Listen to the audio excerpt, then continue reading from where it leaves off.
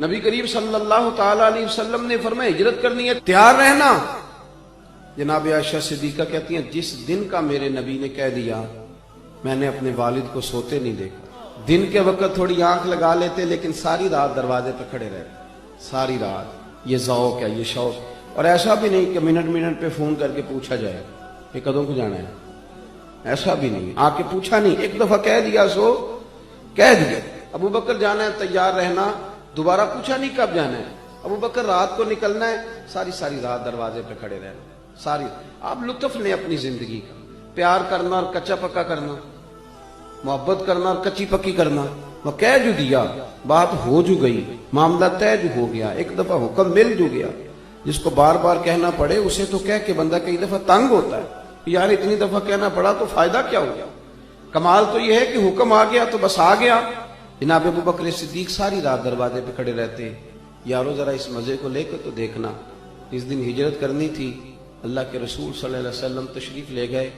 حضور نے دستک دینے کے لیے دروازے پہ ہاتھ رکھا تو دروازہ کھلا ہوا تھا. اتنی بھی میرے محبوب کو تکلیف نہ ہو کہ میں دروازہ کھولوں. دروازہ کھلا تھا اور دروازے کے پیچھے کھڑے تھے. حضور بھی سارا کچھ ہی جانتے ہیں, اور امت کو سبق دینے کے لیے فرمایا ابو بکر سوئے نہیں تو رو پڑے. عرض کی حضور جس دن حکم دیا تھا اس دن کبھی رات نہیں سویا. کھڑا ہوں بس آپ نے کہا جو تھا جانا ہے, پھر کچی پکی باتیں کرنے کا کیا معنی. ساری رات کھڑے رہے, ساری رات انتظار.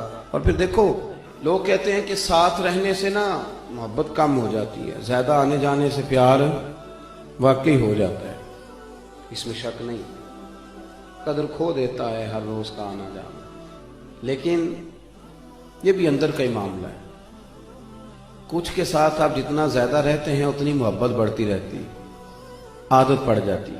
تو حضرت ابو بکر صدیق زیادہ تشریحات نہیں پوچھتے تھے. حکم اشارتاً اور کنایتاً بھی ہوتا تو بات کو سمجھ جاتے. وقفے سے ملا کرو. ان کے کان میں بھی بات گئی.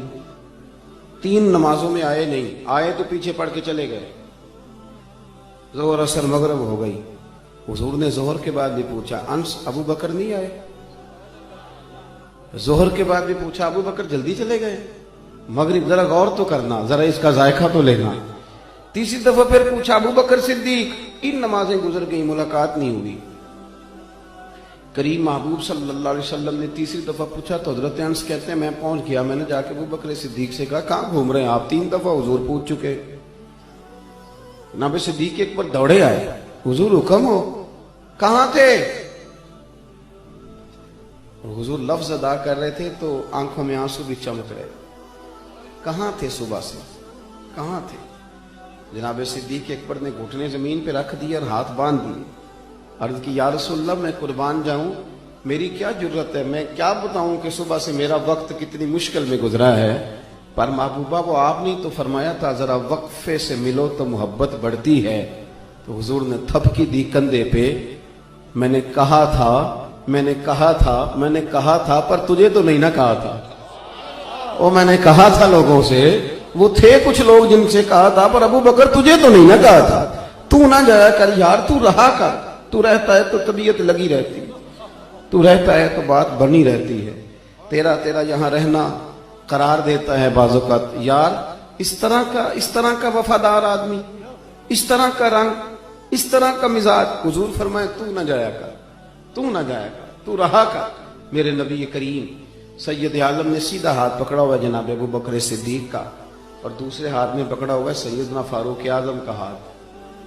مسجد سے باہر نکل کے جب آئے نا حضور یوں کر کے جیسے بادلوں کے بیچ سے سورج نہیں کبھی نکل کے آتا, اور کبھی چاند نہیں اچانک چمکتا تو وہ چھا جاتا ہے. حضور مسجد سے نکلے تو صحابہ کہتے ہیں دل خوش ہو گئے حضور کا چہرہ دیکھ کے.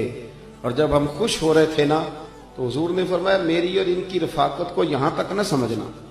یہ جامع ترمذی میں موجود ہے. فرمایا یہاں تک نہ سمجھنا, فرمایا یہ جس طرح میں نے آج ان کا ہاتھ پکڑا ہے اور میں نکلا ہوں نا, جب میں قبر سے نکلوں گا پھر بھی میرا یہی طریقہ ہوگا.